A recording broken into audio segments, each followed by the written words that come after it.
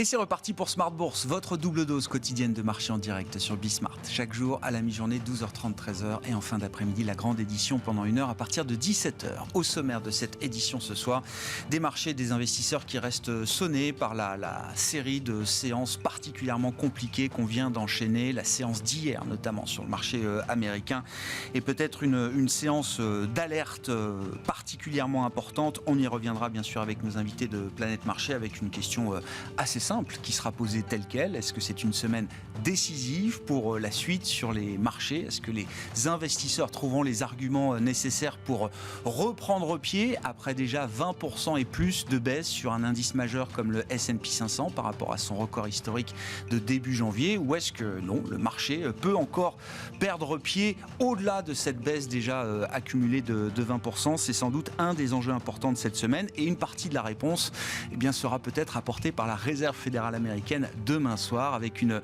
décision qui devient très très ouverte. On pensait que Jérôme Powell avait bien balisé le calendrier pour ce meeting et le suivant avec 2 hausses de 50 points de base depuis la publication de l'estimation d'inflation américaine pour le mois de mai vendredi dernier.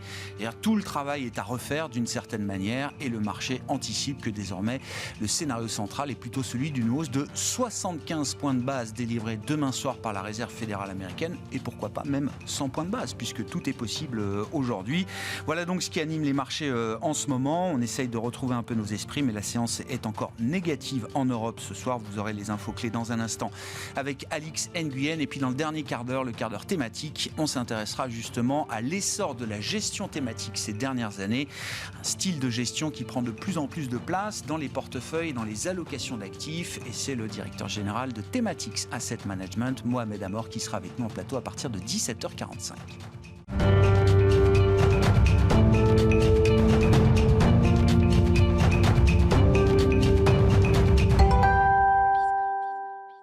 Mais d'abord, tendance mon ami, les infos clés de marché, une séance encore négative en Europe ce soir, c'est avec Alix Nguyen. Aucune tendance ne se dessine à Paris. Si le début de séance a commencé par une hausse, celle-ci aura été furtive. L'indice est rapidement repassé dans le rouge pour céder plus d'1% avant de réduire légèrement ses pertes. La nervosité imprègne le marché alors qu'une accélération des resserrements monétaires de la part des banques centrales se profile. Pour rappel, la Fed entame aujourd'hui une réunion de 2 jours de son comité de politique monétaire. Une hausse de 0,5 points de ses taux est attendue. Les 0,75 points sont aussi envisagés du fait d'une inflation persistante et de perspectives dégradées. Sur le plan des indicateurs, le marché attendait cet après-midi aux États-Unis la publication des prix à la production. Ces derniers ont augmenté de 0,8% le mois dernier et de 10,8% sur un an. Hors alimentation et énergie, la hausse s'établit à 0,5% sur un mois et à 8,3% sur un an. Plus près de nous en Allemagne, l'augmentation des prix à la consommation s'est trouvée confirmée à 1,1% sur un mois et à 8,7% sur un an. On relève aussi une nouvelle sortie du côté de la BCE. Classnot, membre du conseil des gouverneurs de l'institution, s'est exprimée à l'occasion d'un entretien accordé au Monde. Ce dernier estime que la Banque centrale devra relever ses taux d'intérêt de plus de 25 points de base en septembre si les conditions n'évoluent pas. S'agissant des valeurs à suivre aujourd'hui, Atos annonce sa scission en 2 sociétés distinctes, une décision stratégique qui conduira au départ du directeur général Rodolphe Belmer d'ici à fin septembre. Atos prévoit aussi de céder la totalité de sa participation dans Worldline d'environ 7 millions d'actions, représentant autour de 2,5% du capital, dans le cadre d'un placement accéléré auprès d'investisseurs institutionnels avec effet immédiat.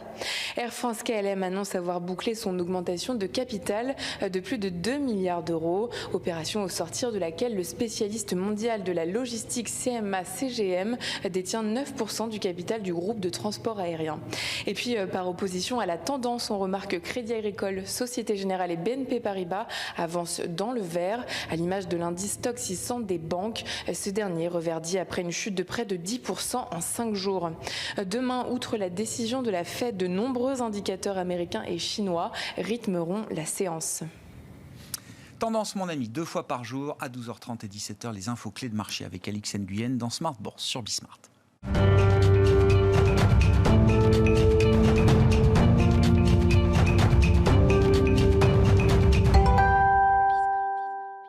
3 invités avec nous chaque soir pour décrypter les mouvements agités de la planète marché. Cyriaque Dayan est avec nous ce soir, gérant diversifié chez Sanso Yes. Bonsoir Cyriaque. Bonsoir. Frédéric Rosier nous accompagne également, co-responsable de la gestion de portefeuille chez Mirabeau à Paris. Bonsoir Frédéric. Bonsoir. Merci d'être là et merci à Julien Nebenzal d'être avec nous également ce soir en plateau. Bonsoir Julien. Bonsoir Grégoire. Président de Futur IM, je le disais, la promesse est tenue.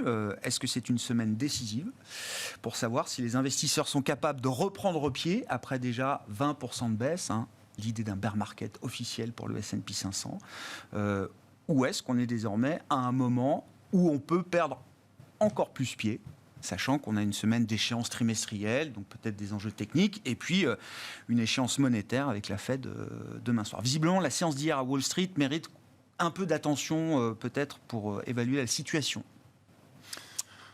Oui, en fait, on était dans la digestion du phénomène de correction janvier-mars, la formation ce qu'on appelle un range, en tout cas une évolution latérale des prix, qui s'est confirmée sur les marchés émergents, enfin qui s'est confirmée en Chine, qui s'est confirmée en Europe. Mais pour le marché des actions américains, c'est différent. Là, il faut faire un petit peu d'analyse technique, il faut rentrer dans ce type de détails.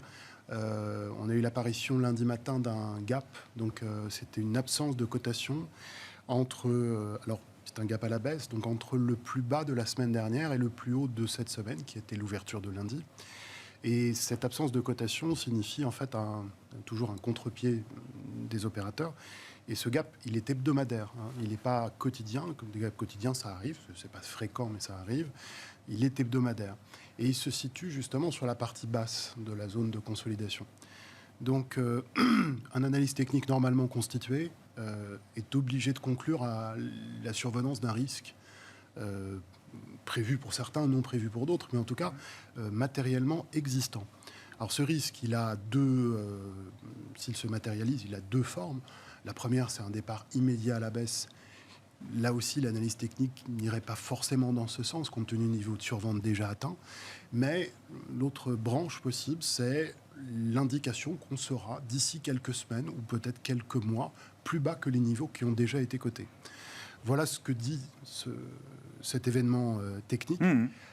Il y a, quand un gap hebdomadaire apparaît, quand il est à la hausse, un gap haussier, on sait qu'il est refermé relativement rapidement et surtout qu'il dit l'inverse, il empêche la tendance d'accélérer très fortement. C'est une surprise à la hausse, mais qui est en général très vite contrée. Très vite, ça peut être 2 semaines, ça peut être 2 mois, mais on parle de ça, et surtout le marché ne file pas la hausse. Le gap baissier, c'est pas pareil, justement, d'où les deux branches que j'évoquais. Mais un gap baissier, et c'est là que je vais donner donc la nuance, un gap baissier en bas de consolidation, lui, il peut être refermé, mais il va falloir aller très vite. Alors, d'accord. Et je vais vous dire, je crois que la seule hypothèse pour ceux qui ont envie d'être un peu haussiers dans ce schéma, en tout cas de ne pas avoir une vision sombre pour le trimestre à venir, il faudrait le fermer cette semaine. Voilà. Alors voilà, soyons concrets. Oui, mais c'est très bien. S'il est fermé cette semaine, on sera dans le cas d'un gap baissier de bas de consolidation. S'il n'est pas fermé, on n'aura pas la lecture du gap haussier. Donc, le gap peut rester ouvert. Et il peut mettre une pression sur le marché pour plusieurs semaines. D'accord. Donc, soit on réagit très vite, semaine décisive, soit on va vivre avec un risque, quoi, d'une baisse supplémentaire de 5-10% potentiellement. De la consolidation dont on sortirait par le bas dans cette hypothèse, c'est-à-dire 10% supplémentaire à l'épaisseur du trait. Oui, non, mais ça donne un peu la perspective et l'enjeu, effectivement, pour les marchés cette semaine. Bon, Cyriaque, effectivement, alors on va en venir gentiment à la politique monétaire et à la Fed, mais c'est vrai qu'on était resté fin mai sur l'idée d'une accalmie. On avait repris pied pendant quelques semaines, le marché était un peu plus constructif, on va dire. Les taux se détendaient, tout le monde parlait du pic inflation atteint, à confirmer aux États-Unis. Et c'est vrai que depuis vendredi, on a l'impression que tout a volé en éclats. On avait retrouvé un peu de visibilité sur le chemin de la Fed, 50 points de base, ok, c'était balisé pour cette semaine, pour le mois de juillet. Et puis là, pareil, à 24 heures de la décision, personne n'est incapable de dire ce qui sera décidé demain soir. Enfin, si, une hausse de taux, mais de combien ? C'est ça la question. Oui, tout est à refaire, quoi. Exactement. Finalement, il y a une forme de surréaction du marché quand même, parce qu'il faut avoir en tête que le CPI, cette inflation, qui est le chiffre le plus important. Normalement, dans un marché classique, c'est vraiment le taux de chômage, les NFP aux États-Unis, qui sont le principal indicateur macroéconomique. Actuellement, ce n'est pas le cas, c'est vraiment l'inflation. Il faut avoir en tête qu'on a une inflation à 8,54, qui est redescendue à 8,27, qui remonte à 8,60. Et on a des mouvements de marché de l'ordre de 10% sur des mouvements de 0,2, 0,3 d'inflation. Oui, on va chercher la deuxième décimale, Exactement. c'est ça, pour essayer d'y voir plus clair. Et on n'y voit pas vraiment plus clair, parce que finalement, il y a des impacts extrêmement précis. Par exemple, le prix des billets d'avion, ça peut paraître anecdotique, ça monte de 15 à 20% tous les mois aux États-Unis depuis 3 mois. Bon, ça, dans les modèles des économistes, ça n'existe pas, ou en tout cas, c'est difficilement anticipable. Donc, dans ce contexte-là, de mon point de vue, on va être en fait data dépendante, mais x10 par rapport à ce qu'on connaît habituellement. Et la Fed, elle est un peu dans la même situation. Donc, elle va certainement clairement monter ses taux. 50 ou 75 BP, pour moi, en fait, aujourd'hui, c'est un peu un détail, dans le sens où elle enverra un signal un peu plus agressif à 75, mais elle a pavé la voie sur 50 BP, donc elle a finalement aussi, d'une certaine manière, intérêt à garder sa crédibilité. Je pense qu'il y a quand même un élément dans ce monde un peu où tout était chahuté, dont on ne parle pas assez, c'est les points morts d'inflation. Ce sont les anticipations d'inflation de la part des investisseurs qui n'augmentent pas. Ils sont à 2,70, 2,80, alors que les taux montent. Et donc, c'est vraiment la partie réelle des taux qui montent. Et ça, c'est un petit peu technique. Mais le point clé, c'est que les anticipations d'inflation ne progressent plus aux États-Unis. Et donc, la Fed garde sa crédibilité. Donc, dans ce monde où tout est un peu chahuté, je trouve qu'il y a un point un peu plus positif. C'est que finalement, ces points morts d'inflation qui restent à 2,70 nous montrent qu'aujourd'hui, la Fed n'est pas attaquée, j'ai envie de dire, sur ce qui serait le plus catastrophique, ce qui n'est plus attaqué, qui n'est pas attaqué, en tout cas pour l'instant, sur sa crédibilité. Après, pour répondre à votre question, moins 20, on price, finalement, moins 20 depuis le début de l'année aux États-Unis, on price un ralentissement de milieu de cycle. On y est. Donc voilà, aujourd'hui, tout le monde est à peu près d'accord sur le fait que l'économie ralentit. Si on est dans un phénomène de récession, c'est-à-dire que la Fed est finalement obligée de relever beaucoup plus les taux, à ce moment-là, historiquement, alors c'est des ranges extrêmement larges, mais en moyenne, on se situe plutôt aux alentours de moins 40. Donc il y a de la place pour que ça baisse. Mais le scénario de récession, c'est quand même encore autre chose que ce qu'on vit aujourd'hui. Ouais, d'accord. Donc tout dépend effectivement de la matérialisation ou non d'une récession dans les prochains mois ou les prochains trimestres. Oui, donc une dépendance aux données, inflation et d'activité qui va être particulièrement renforcée ces prochains jours, ces prochaines semaines, ces prochains mois. Quelle analyse vous faites de la situation, Frédéric? Et oui, la question pour la Fed, qu'est-ce qui rendrait la Fed plus crédible demain soir? Est-ce que c'est 50 BP? Est-ce que c'est 75? Est-ce que c'est 100? On lui reproche d'être behind the curve, d'être en retard sur l'inflation. Et le geste qui va être annoncé demain, c'est redonner du crédit finalement à la Fed par rapport à la gestion de l'inflation. Alors je vais revenir sur les chiffres d'inflation. Il y a des choses assez intéressantes parce que, alors effectivement, il y a des dérapages transport, notamment les produits, tous les dérivés pétroliers. Il y a certains composantes qui commencent à bloquer les biens et un fait relativement important. Je ne sais pas si vous avez noté, notamment sur les publications de distributeurs, des Target, Walmart et tout ça. On a eu un phénomène où les stocks étaient vides. On a eu du mal à achalander les vitrines. À l'inverse, c'est-à-dire qu'aujourd'hui, on est en surstock. Ouais. Pourquoi? Parce que l'élasticité prix aujourd'hui provoque un bouleversement de la consommation des Américains. Ça, c'est peut-être les prémices, effectivement, d'un mouvement plus récessif d'ampleur. Ouais. Donc, l'inflation commence à toucher. Elle touche au niveau de la consommation. On le voit, en tout cas, chez les distributeurs. On le voit dans l'immobilier aussi. Vous avez certainement vu ces chiffres. Alors, on parle de l'immobilier de luxe. Il y a eu beaucoup d'articles aussi. Alors, on n'est pas aux États-Unis, mais sur ce qui se passe à Toronto, avec une volatilité hallucinante à Toronto d'un mois sur l'autre, avec des baisses de 20% sur les prix de l'immobilier. Donc, on voit qu'il commence à avoir des conséquences, on va dire, réelles aujourd'hui dans la façon de consommer, sur peut-être la croissance de demain. Et donc, je ne vais pas dire que la récession est là. Mais en tout cas, il y a les prémices d'une... Il y a des arbitrages déjà très forts. Ouais, il commence à avoir des arbitrages dans la consommation des agents économiques. Donc attention à ça, parce qu'effectivement, il faut maîtriser cette inflation au risque d'avoir un dérapage peut-être beaucoup plus important de l'économie. On se rappelle la dernière publication du PIB américain, on nous a expliqué que c'était un problème d'export-import.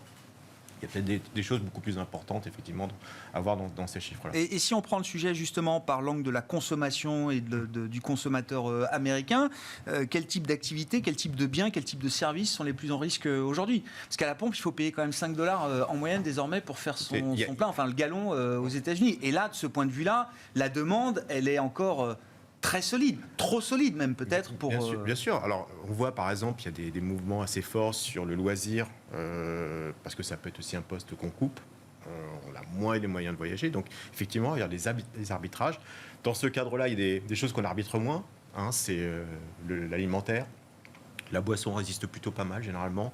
La santé. Donc voilà, c'est peut-être des choses un peu plus résilientes, mais effectivement, tout ce qu'on va dire superficiel peut être atteint effectivement d'un ralentissement beaucoup plus important au regard de la hausse des prix. Donc le loisir, peut-être l'automobile, ces secteurs-là qui pourraient être attaqués. Bon. Et au final, qu'est-ce qui rendrait la Fed plus crédible donc demain soir 50, 75, Alors 100 honnêtement, donc vous avez vu par exemple, il y a Standard qui a dit 100 points de base. Donc la fourchette maintenant, c'est 50-100 points de base. Ouais. Moi, je vais revenir sur ce qui a été dit sur l'histoire du gap, parce qu'effectivement, il y a ce point technique. Il y a des facteurs techniques qui supposent aussi que le marché peut avoir une élasticité et un rebond, quelle que soit l'information de la Fed. Alors, je donnerai donc bien sûr les clôtures. Il faudrait deux mondes parallèles pour valider la théorie. Oui, mais après c'est comment on fait. Dites-moi que fasse la Fed mercredi soir. Ouais. Si le marché a envie de monter, il monte. Ouais, je pense honnêtement, bien sûr, sauf si elle fait 100 points de base ou 0, ce qui n'est pas le cas. A priori, mais il y a des facteurs techniques, on est effectivement en survente. Il y a des facteurs sur la volatilité, ce qu'on appelle le SKU, c'est-à-dire que les options de vente sont surachetées, sont très chères aujourd'hui. On commence à avoir un retournement sur ces métriques. On a effectivement des aspects techniques, les MACD, tout ça, c'est très technique, mais qui laissent supposer qu'on puisse avoir un rebond. Les CTA aussi, donc ce sont les hedge funds et autres, qui sont très short. Suiveurs de tendance. Suiveurs de tendance. Donc les shorts sont relativement hauts par rapport au niveau actuel, donc ils gagnent énormément. Et l'hypothèse qu'on commence à se déleverager après un gain de 20%, pour eux c'est un gain de 20%, c'est historiquement ce qu'on observe. Donc on peut avoir juste un mouvement technique de rachat de positions short, deleveraging, et de deleveraging aussi sur la volatilité. Donc voilà, qui pourrait expliquer un rebond. Attention, ça ne veut pas dire qu'on casse une tendance baissière. Ça peut dire qu'on est sur un petit rallye de bull bear rally. De bear market. Voilà. C'est plus attention, pour l'instant, c'est pas... Voilà. Donc, et effectivement, ce gap, après, en hebdomadaire, si on ouvre à plus 3 ou plus 4, là, c'est plutôt intéressant. Mais d'une certaine manière, vous dites que soit 50 ou 75, je pense qu'on n'est pas loin d'un petit mouvement technique de reprise. Ouais. On est très survendu sur beaucoup de valeurs, à vrai dire. Ouais. Julien, alors, au-delà de l'analyse technique ou graphique de la séance d'hier, quand vous regardez vos indicateurs de sentiment, de positionnement, de couverture des opérateurs, et c'est vrai que c'est ça que moi je trouve spectaculaire, c'est qu'on a les mêmes discussions tous les soirs autour de la table, que le sentiment était déjà très négatif la semaine dernière, qu'il l'était déjà il y a un mois, le mois précédent, etc. Donc ça ne fait qu'empirer, et on a l'impression qu'on ne voit pas de plancher de ce point de vue-là, et surtout que ça déclenche très peu d'intérêt contrariant, alors qu'on a déjà des sentiments qui paraissent extrêmement pessimistes. On a une décollecte qui est quand même déjà très négative, des flux qui sont très négatifs, etc., etc. Est-ce que ça permet quand même de limiter le risque d'un scénario de panique complète, de voir des opérateurs déjà aussi négatifs ? Alors, dans le travail que je mène, il y a d'abord celui du cycle, et ensuite la partie du sentiment pour savoir comment le cycle va être géré en fait par la collectivité qu'est le marché financier. Alors si on se concentre juste sur le sentiment, je poserais en fait que les données économiques sur 3 mois, pour moi, sont globalement inchangées. Alors je reconnais que l'inflation peut être un peu plus élevée ici ou là, mais on parlait de chiffres après la virgule. Donc ce qui peut être déçu, c'est des anticipations de baisse de cette inflation, mais c'était quand même assez peu probable. Que ça se tasse progressivement dans l'année, c'est assez probable, mais que ça apparaisse rapidement, ça ne l'est pas. L'attitude des banques centrales, aujourd'hui, c'est la même qu'il y a un mois, qu'il y a 2 mois, il y a 3 mois. Il y a juste qu'on parle de quantité, de vitesse, de scénario. Donc on parle beaucoup, mais il n'y a rien qui a fondamentalement changé. Je reviens juste sur le cycle, là, pour le glisser, c'est que ce que je disais au cours des émissions précédentes, pour moi, c'est un ralentissement qu'on devait voir, qu'on voit. C'est un ralentissement intermédiaire, c'est pas un creux majeur. Il peut, ce n'est pas une science exacte, ça peut être un creux majeur, ça peut être effectivement une récession, mais c'est peu probable. À ce stade des choses, c'est peu probable. Donc, je crois que tout ce qu'on entend, c'est la manière de caractériser le sentiment, c'est une tempête dans un verre d'eau. On joue à se faire peur, là, vous dites. Voilà, et c'est assez cohérent avec l'hypothèse d'un range. C'est-à-dire que quand on arrive sur le bas du range, on se demande où ça va, on a un sentiment très négatif, alors qu'en fait, il ne se passera probablement pas grand-chose. Je dis bien, tout ça, c'est ce que je pensais il y a déjà un mois, que je continue de penser, sous la réserve que le signal de lundi ne se transforme pas en signal plus pérenne. Là, on passerait quelques semaines un peu plus mauvaises. Et pour conclure sur la mesure du sentiment, il n'y a aucun changement en 3 mois. Il n'y a pas, moi, je n'ai pas vu de rallye particulier sur les puts. J'ai vu plutôt même un peu, au moment de la reprise, là, courant début juin, fin mai, début juin, j'ai vu même un peu plus de calls traités. D'accord. Donc comme s'il y avait une envie d'accompagner quelque chose. Donc ça n'était pas ce n'est pas non plus de la complaisance, mais il n'y avait pas de panique. Dès que ça baisse un peu, on voit un peu de put, mais c'est pas massif. La volatilité implicite n'est pas élevée. Personne à cette table et personne sur votre plateau depuis 10 jours ne parle de capitulation. Non. La raison est que quand on en parle, c'est qu'on l'a vue et qu'elle est passée et qu'on l'a ressentie. Là, on ne la ressent pas. Non. Donc, il n'y a pas de capitulation. Donc, le sentiment, il n'évolue pas depuis 3 mois. Les données de marché, pour moi, n'évoluent pas. Donc, il y a beaucoup de discussions pour finalement très peu de choses. Ça justifie l'hypothèse du range, surtout si on a peur en bas du range, justement. Surtout si les éléments sont inquiétants en bas de range. Bon. Modulo, effectivement, cette séance d'hier et les aspects techniques de cette séance, on aura... Le vrai bémol. On verra. Soit on a une réponse très vite, soit on sait que c'est un risque avec lequel il va falloir vivre pendant quelques temps encore. Sur la Fed, je ne sais pas, il y a une meilleure manière de faire demain soir pour la Réserve fédérale américaine plutôt qu'une autre Il y a mon avis. S'il faut convaincre, que ce soit 50, 75, 100, c'est surtout le discours qui va aller avec, qui va permettre ou non de convaincre les investisseurs. J'ai défendu à quelques reprises, je crois, dans votre émission, notamment les travaux de Galbraith, les politiques monétaires, ce sont des terreaux, soit à la désinflation, soit à l'inflation, mais ce ne sont jamais les déclencheurs. C'est vraiment la crise Covid qui a déclenché l'inflation. Je crois qu'il faut vraiment le retenir une bonne fois pour toutes, et que quand il y a un événement géopolitique, ce qui arrive dans les grandes périodes d'inflation, comme on l'a en ce moment, et comme ça va se développer pendant les années qui viennent, l'inflation est incontrôlable. Les banques centrales, elles n'ont pas créé l'inflation, elles ont voulu de l'inflation. Mais on a passé 10 ans à leur dire oui, continuez, ça fait monter les marchés. Mais c'est à peu près tout ce qui se passait. Alors là, c'est la situation inverse. Voilà. Alors on les attend à combattre l'inflation. Oui.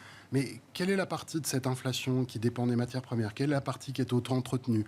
Et dans quelle zone géographique, etc. Il faut vraiment tout décomposer. Quel sera le résultat? Parce que quand bien même l'inflation baisserait, je vais dire en septembre, est-ce que c'est directement le résultat de l'action de la Banque centrale? Mais non, on sait déjà que ça n'est pas le cas. Donc on parle de choses qui, pour moi, n'ont pas beaucoup de sens. Que les banques centrales normalisent leur politique monétaire, ça se comprend du point de vue de la politique monétaire, et que leur objectif soit une baisse de l'inflation aussi. Mais c'est tout. Moi, après, ce qui me semble probable, c'est qu'ils vont monter leur taux de ce qu'ils ont dit, ni plus ni moins. Ça, c'est ma lecture.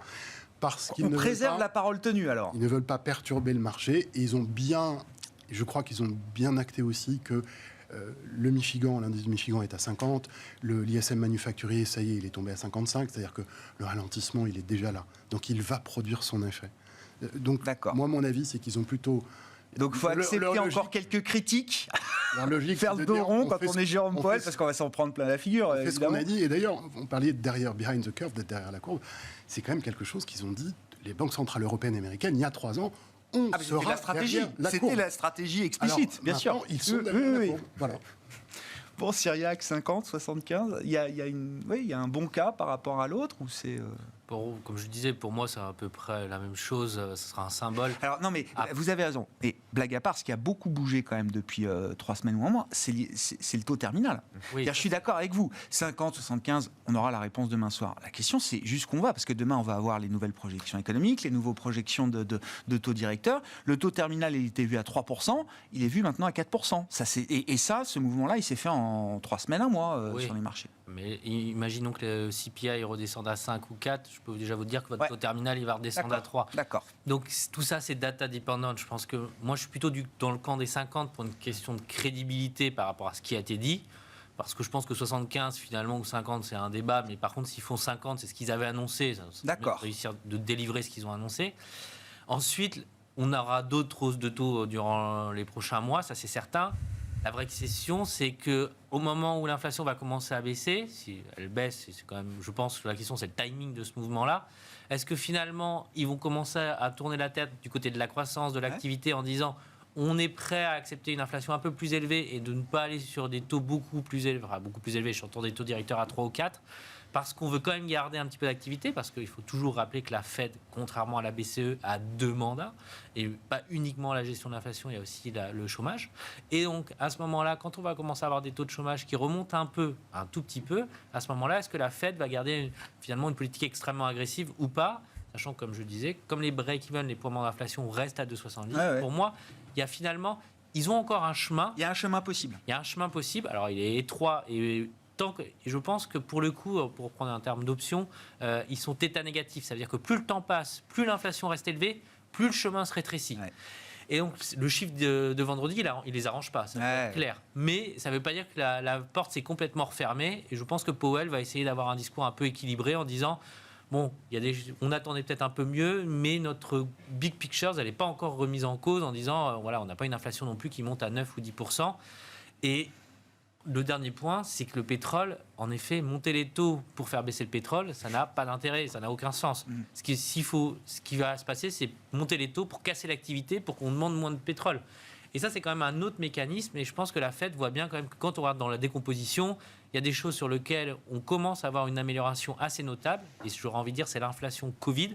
Donc tout ce qui était produits importés, Chine, etc., ça, c'est en train de se dégonfler. Et que la partie salaire est en train de se stabiliser aux États-Unis à un rythme élevé, mais voilà. Et quand on regarde la décomposition, ce qui monte beaucoup aujourd'hui, c'est l'alimentaire et l'énergie.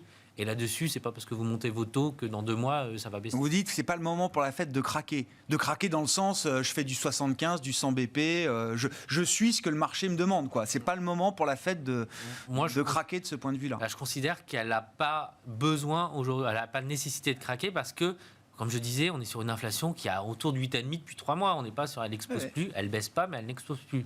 Et donc, craquer maintenant, ça veut dire que si l'inflation, elle continue à monter une fois qu'on est monté de 75 ou 100 BP, on a quoi comme cartouche ? Et la Fed, elle est déjà dans ces coups-là d'avance. Est-ce que le point, ça permet de parler du marché, ils appellent ça les conditions financières, mais on a vu les spreads de crédit quand même atteignent des niveaux assez importants. Le dollar reste toujours très très fort, très élevé. Bon, il y a la baisse des marchés actions, des cryptos, etc. Mais le crédit, et puis l'immobilier, vous en avez parlé, mais le crédit, c'est quand même un marché très important parce que là, on touche au coût de financement direct des entreprises et leur capacité à survivre, se refinancer ou au contraire à être zombifiées. Donc, est-ce que là, de ce point de vue-là, la détérioration mériterait quelques commentaires demain soir de la part de Jérôme Powell ? Certainement, il y a des tensions quand même sur le high yield, des choses comme ça. Il y a des tensions relativement. J'ai vu, on atteint quoi 8,5%, c'est ça, sur le taux, le rendement des obligations spéculatives américaines. Donc là, on a vu vraiment, ça commence à craquer vraiment de partout. Ça a déjà craqué de partout. Donc c'est vrai que c'est sensible. Donc il faut être extrêmement vigilant par rapport à ça. C'est aussi le cas en Europe. Aussi. On parlait tout à l'heure des politiques des banques centrales, on n'a pas parlé des bilans aussi, parce que c'est aussi quelque chose qu'il faut maîtriser. Si on revient à la BCE, donc vous savez l'histoire des APP et compagnie, il y a quand même énormément d'entreprises. Des programmes d'achat d'actifs. Voilà, sur plusieurs formes. Mais il y a beaucoup de sociétés aujourd'hui qui se refinancent auprès de la BCE, sous des conditions de notation et autres. Et donc, effectivement, il ne faut pas gripper non plus ce mécanisme de financement des entreprises qui, contre ces débits de trésorerie, récupère du cash. Attention quand même, parce que lorsque vous réduisez votre bilan et vous réduisez ce genre d'actifs à l'achat, vous restreignez plutôt ces genres d'actifs, vous avez une possibilité que ça se grippe un petit peu. Donc oui, il faut être extrêmement vigilant et au-delà de ça, il faut vraiment parler aussi, parce qu'on n'a parlé que des taux, mais je pense que derrière toutes les politiques de restriction du bilan de la Fed et de la BCE aussi sont relativement importants et à mon avis ont un enjeu majeur dans les prochains mois. Oui, et ça peut avoir encore des impacts de marché qu'on n'a pas vu. Tout à fait. D'accord. Tout à fait. C'est pas parce qu'on en parle depuis des semaines ou des mois que le marché a intégré les impacts potentiels. Non, parce que lorsque vous regardez les bilans de la Fed, c'est combien ? C'est 9 000 milliards. Oui.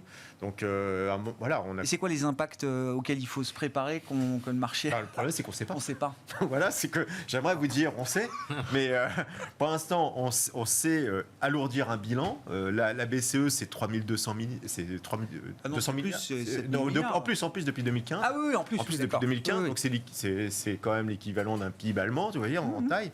Donc c'est quand même, il faut, si vous voulez assainir votre bilan, ça comment, c'est long. La quoi. BCE, ils en ont pas parlé. Non, pour ils n'en ont pas l'instant. parlé. Mais On est pas là. c'est des choses aussi. Oui, mais on réduit les achats d'actifs, si vous voulez, on est net. Donc voilà, c'est des choses qui, à mon avis, seront peut-être plus problématiques qu'une petite hausse de taux de 50 points de base. Il y a, Julien, vous commenciez tout à l'heure en disant effectivement, le marché européen et les marchés émergents chinois sont dans une séquence, un schéma de latéralisation. N'ont pas fait de plus bas N'ont pas en fait, juin ouais. par rapport au plus bas de mars. D'accord. En fait, concrètement, c'est ça. Pourtant, on s'inquiète beaucoup pour l'Europe aussi. Le marché européen, qu'est-ce qu'il envoie comme signal aujourd'hui par rapport à ce qu'on a décrit du marché américain Il y a l'effet devise, il y a la hausse du dollar, la faiblesse de l'euro qui vient. C'est comme quand on regarde le marché anglais qui a un peu baissé relativement, et c'est lié au sterling. Il y a les composantes qu'on va trouver plus value dans certains pays. Alors ça peut aider, voilà, ça peut aider à ce qu'il y ait une apparente meilleure résistance, mais c'est à peu près tout. D'accord, mais la value résiste toujours mieux. Non, mais déjà, c'est un point à valider. Alors, et la value, c'est un grand Bah débat. oui, La voilà. value, gros, c'est un grand débat. Enfin, c'est sur qu'est-ce qu'on met dedans, etc. Mais je parlais, je crois, il y a un mois ou deux, des services aux collectivités, des utilities, en disant que c'était pas un secteur particulièrement intéressant. Et je sais que tout le monde disait qu'au point de vue fondamental, c'était pas bien du tout. Mais c'est un secteur qui surperforme. Ça tient. Ça tient, ça ne baisse pas. Voilà, c'est un peu. On pourrait parler de l'or, ça marche pas beaucoup, mais enfin, c'est un actif qui ne baisse pas. Il y en a quand même beaucoup qui baissent, celui-là ne baisse pas. Voilà, donc tout ce qu'on peut voir sur les différentes classes d'actifs en ce moment, il n'y a pas de logique, il n'y a pas d'explication particulière à donner. Voilà, moi, je disais depuis... j'ai passé le dernier trimestre de l'an dernier à dire que les actifs risqués ne m'intéressaient pas et que j'attendais. Et là, je suis revenu il y a 2 mois, 2 mois sur les actifs risqués. Je perds en moyenne 5% sur à peu près tous les actifs risqués, j'assume. J'étais à peu près convaincu que j'allais passer 3-4 mois à dire bah oui, j'ai acheté, j'attends. D'accord. Mais c'est une position que vous gardez. Ah oui, je crois que c'est la bonne. Je maintiens, je crois que c'est la bonne. Je crois que le ralentissement est acté, qu'il n'ira pas beaucoup plus loin et qu'on est en train de discourir sur des choses qui finalement ne vont pas tellement évoluer. Donc on se fait peur. Il y a juste que j'étais extrêmement serein jusqu'à lundi matin. Quand j'ai vu le marché américain lundi matin, je me suis dit, bon, il faut peut-être que tu revoies le scénario, peut-être que tu réduis la voilure. L'ai-je fait? Pas du tout. Est-ce que j'envisage de le faire? J'attends, je suis assez d'accord, j'attends la Fed. J'attends de voir ce qui se passe, parce que tout ça à 1-2%, ça m'est un peu égal. Je maintiens que l'allocation, en ce moment, la bonne, c'est celle d'avoir des actifs risqués. Donc d'avoir des actions et des obligations, je pense que c'est bien. Je raisonne sur la fin d'année, sur même le courant de l'année suivante. Donc je ne raisonne pas du tout sur les semaines qui viennent. Voilà. Voilà, mais oui, pour la fin d'année, avec cet horizon de temps, on a quand même, à ce moment-là, un maximum de chances de voir des prix plus hauts que ce qu'on voit aujourd'hui ou que ce qu'on verra peut-être tout de suite demain ou après-demain. Disons qu'il y a des moments où prendre le risque, je ne vois pas l'intérêt. Parce qu'il y a beaucoup plus de possibilités de downside que d'upside. C'est exactement le deuxième semestre de l'an dernier. Là, c'est l'inverse. Je constate qu'on peut perdre 5%, peut-être 15%, peut-être 10%, mais je pense que cette volatilité est acceptable par rapport à ce qui est possible ensuite, puisqu'on est dans un cycle de normalisation. Ensuite. On est dans un cycle de normalisation de la politique monétaire. On est dans un cycle de première poussée d'inflation. La véritable inflation, je l'ai déjà dit, je le pense, elle est pour dans 2-3 ans, quand la situation géopolitique s'aggravera beaucoup plus. Le cycle, aujourd'hui, ne nous dit pas que la catastrophe est là. Voilà. Sur la zone euro, Cyriac, vos commentaires avec la question des spreads, quand même, visiblement, c'est le sujet dont on parle beaucoup depuis quelques jours, notamment depuis la réunion de la BCE la semaine dernière. Est-ce qu'on est en train de voir se mettre en place les éléments qui conduiraient à une nouvelle phase de crise souveraine en Europe? Oui, clairement. La réponse est assez évidente. C'est-à-dire que les spreads s'écartent. C'est pas l'Italie en tête, pour le coup, ça a noté. La Grèce, les spreads se sont écartés un tout petit peu moins. Portugal, Espagne derrière, mais bon, tout ça, ça s'écarte plus que l'OAT, enfin que les taux français, par rapport au Bund, qui est donc les taux allemands qui font référence. Donc ça s'écarte. Je pense qu'il y a un problème en absolu, c'est-à-dire que ça s'écarte, mais on n'est pas sur un écartement de 500 BP, enfin de 5% pour l'instant. Ça reste quand même, on est sur 200, donc 200 BP, 2%. Ça reste acceptable, sauf qu'en absolu, comme les taux allemands montent et que vos spreads s'écartent, on retrouve le taux italien à 4%. Alors, à très court terme, finalement, se refinancer à 4% vu le stock de dette, c'est pas un problème. Par contre, si ça continue et que ça dure, ça va devenir un sujet. Et surtout, c'est la transmission des politiques monétaires qui est en question quand vous avez des taux qui sont aussi différents. Et je trouve que la position de Mme Lagarde était un peu étonnante. C'est un euphémisme, jeudi, puisqu'en fait, elle nous a demandé de croire à sa bonne parole, mais sans donner au marché des actes ou des annonces claires sur la manière dont elle comptait acter. Même ils refusent. Ça fait partie dans leur discours, de leur stratégie, de dire non, on ne veut pas dévoiler un quelconque arsenal anti-fragmentation, estimant que pour l'instant, on n'a pas besoin de le faire. Alors voilà, la question c'est à quel niveau de spread ils estiment qu'il faut intervenir ou qu'il faut annoncer des choses. Finalement, c'est un jeu dangereux parce que le marché va les tester jusqu'à ce qu'il y ait une action du côté de Mme Lagarde, enfin de la BCE. Je pense que la grosse différence avec 2011, c'est que finalement 2011, 2012 jusqu'à 2015, quand la BCE a sorti l'artillerie lourde, les taux, l'inflation était à 0, voire négative. Donc finalement, on pouvait créer de la monnaie, on pouvait annoncer ce qu'on voulait, ça ne changeait rien.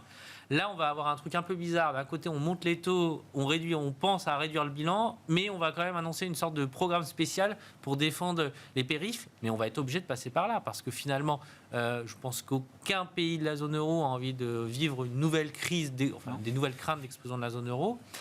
Et que dans le contexte actuel, géopolitique en particulier, c'est encore rajouter de l'huile sur le feu. Donc, pour moi, la BCE, elle a juste repoussé le sujet d'un mois. Alors, je ne vois pas pourquoi elle l'a fait, mais en tout cas, elle l'a repoussé. Mais les spreads risquent de continuer un peu à s'écarter. Ils sont déjà quand même bien larges. Et à un moment donné, elle va nous annoncer quelque chose parce qu'elle n'a pas moyen finalement de rejouer un nouveau scénario d'explosion de la zone euro. Ouais. Donc pour répondre à votre question, je trouve que jeudi, finalement, on le voit, la BCE a commencé à fragiliser le marché.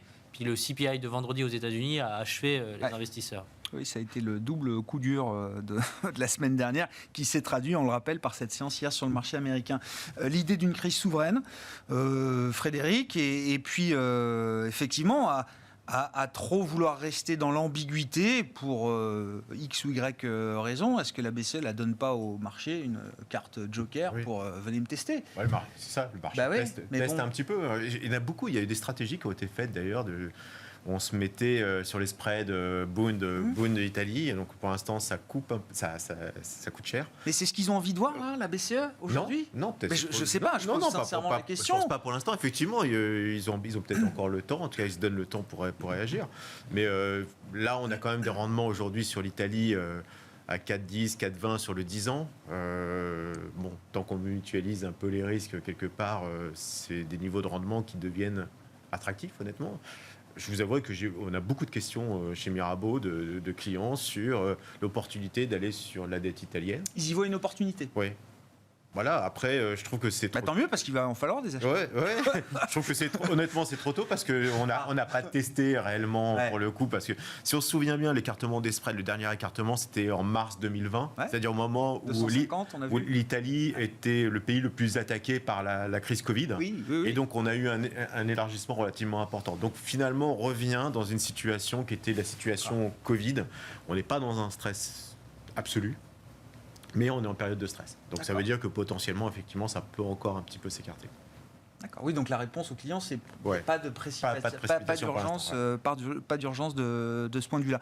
Bon, du coup, qu'est-ce qu'on fait Non, mais le point sur les clients, c'est intéressant. Et déjà, le mois dernier, quand vous êtes venu, ou il y a un peu plus d'un mois, Frédéric, l'enseignement, c'était les clients paniquent pas. Et même plutôt, on reçoit des coups de fil de clients intéressés ou qui s'interrogent sur l'idée d'opportunité dans le marché. Tout à fait. Un mois après, c'est toujours ils ont été peut-être soignés des désagréments des crypto-monnaies, je ne sais pas, mais en tout cas, on s'aperçoit que finalement, les investissements, bien sûr très volatiles, peut-être ceux qui permettent d'avoir le meilleur rendement sur longue période, ça reste les actions aujourd'hui. Au moment où on se parle, quand même, les perspectives de croissance des bénéfices, par exemple sur le CAC, alors c'est pour l'instant. Oui, c'est ce qui inquiète le marché. Voilà, on est quand même sur des voilà. C'est qu'il y a encore des perspectives de croissance bénéficiaire. On n'a pas raboté.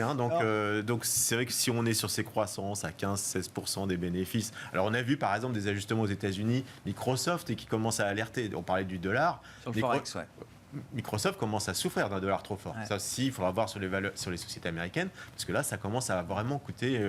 Alors en Europe, c'est l'inverse, puisque lorsqu'on regarde les publications des entreprises exportatrices, notamment le secteur du luxe, ça leur apporte 6 points. Hein.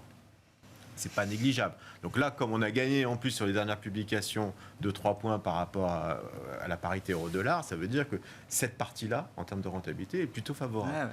Donc, imaginons qu'on puisse imaginer que les bénéfices puissent être coupés, les perspectives, les guidelines coupées de manière drastique, oui. Elles vont être coupées, mais de manière drastique, non, parce qu'il y a effectivement Évident. quelques facteurs aujourd'hui de soutien qui permettraient de limiter en tout cas le potentiel de baisse Et du marché. il y a des évidences dans le marché, là, quand on a des clients acheteurs et qui vous demandent quelles sont les opportunités. Il y a des évidences criantes pour vous Je prends ou- l'exemple, pour moi, le plus parlant, j'en avais parlé la dernière fois, c'était la compression des multiples et le titre Hermès. Que j'adore utiliser ce titre-là parce que finalement, la croissance d'Hermès, elle est plutôt robuste, elle est plutôt stable. On connaît à peu près, il y a rarement des très très mauvaises nouvelles. Donc Hermès, jusqu'en 2020, les multiples de valorisation, c'est 35 à 40 fois les bénéfices. Injection de liquidité, toute la sphère action, croissance, voilà, les multiples s'emballent, on est monté à 65 fois les bénéfices. D'accord ? Là, on revient, c'est vrai pour des sociétés comme Dassault Systèmes et autres, on revient finalement encore sur la borne haute, mais sur la borne haute de ce qu'on appelle cette bande de valorisation. Ce qui était le monde connu d'avant. D'avant. D'accord ? Donc, ça veut dire quoi ? Ça veut dire que, sauf si Hermès, demain, est une société qui n'a plus de croissance, ça veut dire qu'on arrive dans des niveaux qui sont en dessous de 1 000 euros, qui était à peu près mon objectif, entre 900 et 1 000 euros. On arrive sur des valorisations qui deviennent extrêmement acceptables, historiquement parlant. Ça ne veut pas dire qu'elle va perdre encore 5-6%, mais ça veut dire qu'on est à l'aise sur la valorisation. Donc, là, je suis d'accord, la valorisation des marchés aujourd'hui sur ce type d'actifs, voilà, ça les rend attractifs et la purge à 80% a été faite, par 90%. Quand vous dites, Julien, être sur les actifs risqués aujourd'hui, ça vous paraît une évidence au regard de vos travaux? Non, mais un choix. Un choix. Ah, pas tout à fait. C'est quoi actifs risqués? Il y a des choix à faire quand même? Ce qu'il ne faut probablement plus, mais ça n'a pas été notre cas, mais si ça l'avait été, il aurait fallu le commenter, c'est avoir choisi trop de valeurs de croissance ou avoir choisi trop de valeur value ou avoir choisi trop ceci, cela. Nous, on a toujours été pendant 3 ans extrêmement équilibré là-dessus parce que ça allait tellement vite dans un sens, dans l'autre, qu'il fallait être un artiste pour être capable de bénéficier du meilleur moment de chaque thématique. En dehors du fait de passer 2-3 années sur les grandes techno américaines, là, c'est sûr qu'il y avait quelque chose à faire. Fallait-il aussi comprendre la vitesse à laquelle la correction se ferait? Bon, mais supposons que ça a été possible. Là, il faut forcer un peu le point en disant si vous n'avez pas assez de value, et cette fois-ci pour les années qui viennent, vous allez contre-performer. Ouais. Ça, c'est quand même très probable. On n'a pas fait. Ça, c'est une conviction qui s'est forgée au fur et à mesure. Julien, mais c'est un point clé. On en a parlé au dernier, plusieurs reprises depuis un an. Mais oui. Et je disais, on regarde, là, la conclusion, elle est de plus en plus ferme pour voilà, maintenant, les choses sont rentrées dans le dur, en fait. Les axes ont déjà été tracés par les marchés là-dessus. À titre d'exemple, là, je vous parlais des utilities parce que je trouvais ça défensif, ça m'intéresse, etc. Et j'ai pas quitté d'ailleurs cette idée, même si on l'a très très peu joué. Je pense que dans l'automobile, ça va surprendre parce qu'on parle de risque de récession, etc. Mais je pense que sur l'automobile, il y a quelque chose de vraiment très intéressant qui s'ouvre. Je n'en parlerai pas du point de vue stratégique et du point de vue financier, c'est pas mon domaine, mais du point de vue de la manière dont les investisseurs ont perçu ce marché, la manière dont ils perçoivent l'économie pour les trimestres et années à venir. C'est un peu comme la banque il y a 1 an et demi. C'est ça. Je trouve que il n'y a pas encore beaucoup de gens dessus. Et il y a quand même des raisons pour lesquelles, on constate que ça commence à s'empiler. Voilà. Après une chute, les capitaux commencent à venir dessus. Après une chute sans fin, là, j'ai regardé depuis le point bas du 8 mars, donc c'était le point bas du déclenchement de la guerre en Ukraine. C'est un des meilleurs secteurs en Europe. Oui. Après une chute sans fin, donc voilà, c'est comme ça qu'on a vu cet arbitrage, et c'est quelque chose qui est probablement annonciateur d'éléments plus structurants si on raisonne à 6 mois, 12 mois, 24 mois. Voilà, donc ne pas rester à l'écart de la value, surtout pas pour les mois et trimestres à venir. Cyriac, quelles sont les idées du moment là dans une gestion diversifiée? Alors nous, l'approche blend, donc un mélange de value et de croissance, c'est vraiment ce que nous on a dans nos portefeuilles. on est sur les actions sur une forme de neutralité parce que voilà, il y a deux grandes tendances et on n'arrive pas à avoir vraiment une vision claire. Je trouve que sur le crédit, il y a des choses à faire. Voilà, du haut rendement à 8%. Si vous êtes capable d'encaisser de la vol, d'encaisser du drawdown, parce que ça va peut-être monter à 10%, dans une logique moyen terme de construction de portefeuille, vous captez vraiment un rendement qu'on n'a pas vu depuis des années. Et j'aurais un petit call sur la Chine quand même, qui est pour nous vraiment quelque chose qu'on joue déjà depuis plusieurs mois. Alors, pas l'année dernière qui avait vraiment sous-performé, mais en début d'année, ça a continué à sous-performer. Et là, depuis, on va dire, 3-4 semaines, les choses ont changé. Et je pense en particulier à la Chine continentale. Vous avez des valorisations faibles, vous avez une banque centrale qui baisse les taux, vous avez une reprise économique. Pour moi, c'est un peu quelque chose qui se passe bien aujourd'hui. Alors, ça peut dérailler avec le Covid, mais globalement, c'est vraiment un endroit où on trouve de la valeur et sur lequel on s'est repositionné parce que dans un monde où il n'y a pas beaucoup de certitudes, finalement, la Chine aligne pas mal de points positifs. Merci beaucoup, messieurs. Merci d'avoir été les invités de Planète Marché ce soir. Cyriaque Dayan, gérant diversifié chez Sansot IS, Julien Nebenzal, président de Futuriem, et Frédéric Rosier, co-responsable de la gestion de portefeuille de Mirabeau, étaient nos invités ce soir en plateau.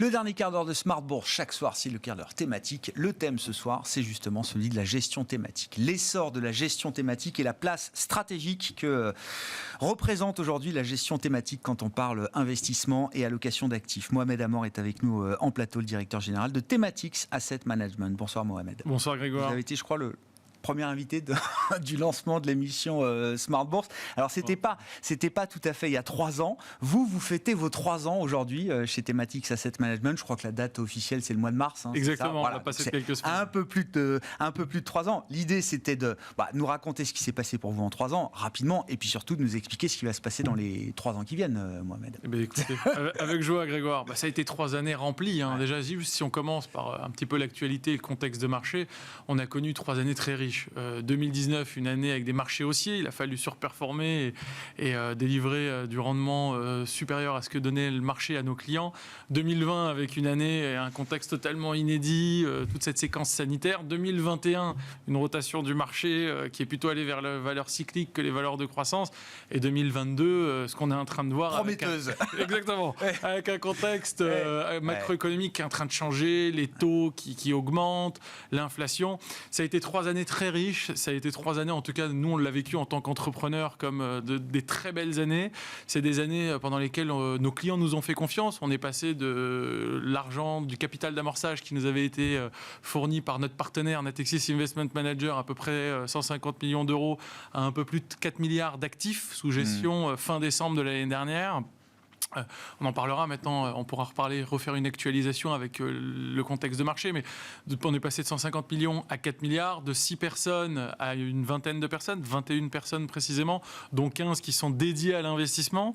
On est passé de 4 stratégies qu'on avait lancées, le fonds sur l'eau, la sécurité, l'intelligence artificielle et la robotique, l'économie de l'abonnement, à maintenant 6 stratégies, et surtout une reconnaissance de la part du marché, des fonds qui ont été labellisés ISR pour la plupart, la majorité de la gamme qui est SFDR 8 ou 9, et donc on est ravis de ce qu'on a pu délivrer jusqu'aujourd'hui pour nos clients et on compte bien continuer à le faire. C'est quoi la feuille de route justement pour les prochaines années, Mohamed, et votre histoire, celle de Thematics AM, pure player de la gestion thématique. Qu'est-ce que ça nous dit de la place que prend la gestion thématique aujourd'hui dans le monde de l'investissement au sens large? Est-ce que le succès de Thematics, c'est thématique spécifique, sans doute en grande partie, évidemment, la qualité des équipes, etc. Bien sûr, mais il y a aussi derrière l'idée que la gestion thématique, et ça vous le racontez, vous l'expliquez très bien, Mohamed, est en train de prendre une place de plus en plus stratégique et structurelle même, dans notre manière d'investir et de construire nos portefeuilles. Significatif. Sur le premier volet, peut-être, de la question, Grégoire, les 3 prochaines années, qu'est-ce qu'on va faire? Nous, on est une société, même si les équipes ont plus de 10 ans d'expérience dans la gestion thématique, on a créé Thematics il y a 3 ans. Donc, les 3 prochaines années, on va continuer de consolider nos fondations, consolider ce qu'on a pu créer jusqu'aujourd'hui, consolider la relation de confiance qu'on a tissée avec nos clients, et surtout conserver et renforcer ce qui a fait, je pense, le succès de ces 3 premières années, les succès de ce démarrage, et le fait qu'on ait des fondations solides, c'est à la fois notre agilité, une toute petite boutique, on est 20, et la robustesse, parce qu'on est adossé à un des meilleurs acteurs sur le marché pour faire ce qu'on a réalisé, à Natixis Investment Manager. Et là, on arrive à mixer deux choses, l'agilité et la robustesse. Donc ça, on va continuer de le faire. Ça, c'est le modèle affilié de Natixis Qui est incroyable vous aujourd'hui. profite Exactement, pleinement. Pleinement. On est arrivé, nous, aujourd'hui, on avait l'expertise, un savoir-faire, on savait gérer, on savait présenter nos produits, et ils nous ont permis d'aller très vite. Ils nous ont permis d'aller très vite, et ils savent parler à des entrepreneurs, ils savent bien le faire, et c'est un bon catalyseur. Ça, c'est le premier point. Donc, consolider ce qu'on a créé et continuer à faire nos preuves. Le deuxième, ça va être d'augmenter aujourd'hui un travail d'expansion, d'augmenter la clientèle qu'on a aujourd'hui. Ceux qui nous ont fait confiance dès le début, dès le premier jour, dès la première semaine de référencement, c'est les conseillers en gestion de patrimoine indépendants, les banquiers privés et les dernières personnes avant le consommateur final. Ils n'ont pas attendu les 3 années de track record. Ils sont venus tout de suite nous faire confiance, nous donner les avoirs de leurs clients pour les gérer, les déposer chez nous. Aujourd'hui, avec 3 ans de track record sur plus de la moitié de la gamme, 4 fonds, on a une clientèle institutionnelle qui vient vers nous. Une clientèle dite grossiste, les wholesale, les fonds de fonds, les multigérants, qui viennent nous voir de plus en plus, qui font des due diligence. On a un track record solide sur les 3 premières années de thématiques, malgré les configurations de marché. Donc, aujourd'hui, une nouvelle typologie de clients et de marché qui s'ouvre pour vous là, après ces 3 ans. Exactement. Une nouvelle typologie de clients, de plus en plus institutionnels, de plus en plus d'acteurs qui sont plus sophistiqués dans leur rachat de solutions d'investissement pour leurs clients et leur construction de portefeuille, et une expansion géographique. Aujourd'hui, nous, on a beaucoup travaillé en Europe francophone, en Europe de manière générale, et là, on voit des vraies poches de croissance de la gestion thématique en Asie, en Amérique du Nord et au Moyen-Orient, où ça accélère de plus en plus. Le fait, ça va être très intéressant de regarder comment les institutionnels vous regardent, vous l'avez expliqué, Mohamed, mais ça veut dire que la gestion thématique, c'est pas juste un truc pour le retail. Exactement. Et d'ailleurs, la place dans le retail a totalement changé. Et quand j'ai découvert la gestion thématique il y a un peu moins de 10 ans, c'était satellite. On constituait un portefeuille, on en mettait 4-5%. Aujourd'hui, l'investisseur a totalement changé. Il veut comprendre, il veut donner du sens, et on le voit, nous, depuis le début de l'année, le marché perd 20%. Qu'est-ce qu'on a fait ? Est-ce qu'on a beaucoup décollecté ? Est-ce qu'on a beaucoup collecté ? On a beaucoup collecté, un peu moins de 800 millions depuis le début de l'année. Et surtout, on a vu une résilience des gens parce qu'ils comprennent ce dans quoi ils ont investi. Ils y croient et ils le gardent. Oui, un institut, il comprend. Il n'a pas besoin de la thématique. Enfin, ce que je veux dire, c'est ça qui est intéressant. C'est que je trouve l'argument thématique, c'était de dire ça vous permet de comprendre. Ça vous permet de donner du sens, de savoir exactement sur quelle thématique vous êtes positionné, celle qui vous convient, celle que vous préférez, etc. Ça simplifie, j'allais dire, la relation entre le conseiller et son client particulier. Et pour l'institutionnel, l'institut, il comprend tout ça. Il n'a pas besoin qu'on lui explique pourquoi cette thématique... Il avait besoin de 3 années de track record et d'un actif minimum pour regarder. Mais c'est pour eux aussi, c'est une gestion qui devient une gestion stratégique. Qui fait du sens totalement, parce que l'institutionnel, qu'est-ce qu'il va regarder ? Il va regarder notre capacité à capturer de la croissance, comme on l'appelle chez nous, de la croissance séculaire, de la croissance structurelle de long terme. Il va regarder ça. Après, il va regarder une chose en bon technicien, c'est comment on construit notre performance. Et là, il va voir qu'on n'a pas de contraintes. Pas de contraintes géographiques, pas de contraintes sectorielles, pas de contraintes capitalistiques. On va regarder tout type de société, où qu'elle soit, et dans tous les secteurs. Donc pour eux, c'est aussi beaucoup d'air frais, parce qu'ils sont habitués à une gestion un peu plus traditionnelle, où on leur présente les choses de manière sectorielle ou capitalistique. Là, on vient les voir, on leur propose une vision de long terme, une croissance de long terme, et on continue. Est-ce qu'on peut imaginer, et c'est toujours la question que je vous pose, Mohamed, mais... jusqu'où on peut développer des thématiques dans le sens où vous l'entendez. C'est-à-dire, c'est pas un investissement sectoriel, c'est pas un investissement géographique. Une vraie thématique séculaire, elle doit cocher quelques grandes cases, d'être globale, multisectorielle, séculaire, bien sûr, etc. Vous êtes déjà à 5 thématiques, hein, c'est ça ? C'est ça, 6. 6 thématiques. L'eau, la sécurité, l'intelligence artificielle, la robotique, l'économie de l'abonnement. Et le consommateur global. La consommation globale et le bien-être. Et le bien-être. Jusqu'où on peut développer le périmètre des thématiques ? C'est un travail qu'on mène tous les jours, Grégoire. On a un atelier qui est dédié qu'à cela, avec toutes les équipes, pour faire un bébé, pour faire une stratégie qu'on met à disposition de nos clients, c'est 18 mois. On n'arrête pas de travailler jour après jour, on teste des idées, on cherche beaucoup, mais on ne pourra pas en faire 20, 30 des thématiques. D'accord, c'est un univers fini, on est d'accord. Exactement. Parce que nous, ce qu'on veut faire, c'est avoir des thématiques qui soient, à chaque fois, répondent à une captation de la croissance croissance séculaire. Sauf que malheureusement, on n'identifie pas des poches tous les jours. Mais oui. Là, on va lancer une stratégie en septembre. Je viendrai vous en parler plus en détail. Mais on y travaille depuis 24 mois. Ça a été plus long que la moyenne. D'habitude, c'est 18 mois. Ça prend plus de temps là, maintenant. Exactement, parce qu'il va falloir aller identifier les choses. Et nous, ce qu'on ne veut pas faire, c'est d'avoir des produits à la mode. La gestion thématique, ce ne sont pas des produits de mode, ce sont des produits intemporels. Il faut se poser la question. C'est en train de le devenir. Les consommateurs l'adoptent de plus en plus, mais aujourd'hui, la gestion thématique est en train de devenir très hétérogène, puisque tout le monde met une étiquette thématique et veut se revendiquer gérant thématique. Mais nous, on se positionne avec un positionnement très clair, très tranché, c'est de la croissance séculaire, sans contrainte et gérée de manière responsable. À la financière Galilée, Ronnie Michali, le président qui vient régulièrement, il a un outil d'analyse des thématiques. Dès le départ, il nous a alerté sur le risque de thématique washing. C'est son terme. Attention, une vraie thématique, c'est pas un secteur d'activité, c'est pas un pays, c'est pas une c'est pas un pays, une industrie, une capitalisation boursière. C'est une approche plus globale et c'est surtout beaucoup de diversification du risque du client. Et contrairement à ce qu'on pourrait penser, c'est pas seulement des stratégies de croissance. Il y a un vrai biais de prix. Aujourd'hui, dans le contexte de marché qu'on a aujourd'hui... La question, gestion thématique, croissance séculaire, c'est un style croissance. C'est un style de croissance, mais nous, tel qu'on le pratique chez Thematics, la partie du prix, la partie value dite, la partie cyclique, on va la regarder. On ne va pas acheter de la croissance à n'importe quel prix. Qu'est-ce qui se passe depuis le début de l'année ? Les gens se disent, l'inflation augmente, les taux longs vont augmenter, donc j'achète des valeurs cycliques. Je joue le rebond de l'économie. Sauf que ce qu'on est en train de voir, c'est que la pente, elle ne se pontifie pas non plus de manière très significative. Et qu'aujourd'hui, l'écart entre l'indice des valeurs cycliques et des valeurs de croissance, il y a 20% de différence. Donc je pense que l'écart s'est déjà bien creusé.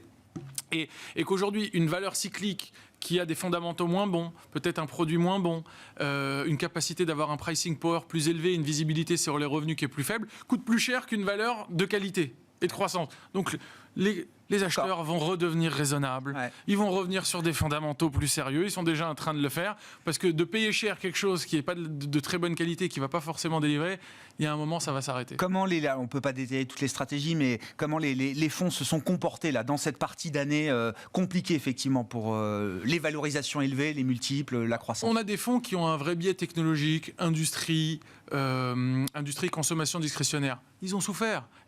Pourquoi ? Parce que le marché est plutôt allé acheter des valeurs cycliques, il est parti acheter de l'énergie, des bancaires, etc. On a un fonds qui s'est détaché de tout ça, qui est le fonds sur l'eau, le Thematics Water, qui lui a une vraie, là aussi, composante un peu plus élevée, qui est plus cyclique, liée à l'industrie, au business de l'eau, etc. Où lui, le fonds a plutôt très bien fait par rapport à un univers action globale qui a eu une performance qui était plutôt aux alentours de moins 20, moins 25% depuis le début de l'année. Donc, on est très serein, ça c'est ce que je voulais vous dire sur ce qu'on fait. Il y a beaucoup d'opportunités parce que les valorisations deviennent acceptables. Il y a beaucoup de choses qu'on regardait avec beaucoup d'envie mais qui coûtaient trop cher. C'était sur le rayon mais le prix ne nous convenait pas. Donc, on les achète parce qu'on connaît le management, on connaît le produit, on connaît l'univers concurrentiel, on connaît le risque ESG, il est bien coté. Donc là, pour nous, ça a été le grand défi depuis le début de l'année, c'est de conserver la structure des portefeuilles, ne pas les déformer, continuer à avoir des portefeuilles thématiques tels qu'on les a définis, en gérant le risque de manière très soutenue pour nos clients. Mais pas dévoyer la stratégie de départ et la thématique sur laquelle elle repose. La thématique reste la même. On va procéder à des ajustements pour avoir un risque qui soit le mieux géré possible. Bon. Rendez-vous en septembre alors pour la 7e thématique, avec la 7e stratégie avec de joie, Thematics Grégoire. Asset Management. Merci beaucoup. Mohamed Amor qui est avec nous. Merci à vous. Directeur général de Thematics Asset Management, invité du quart d'heure thématique de Smart Bourse ce soir.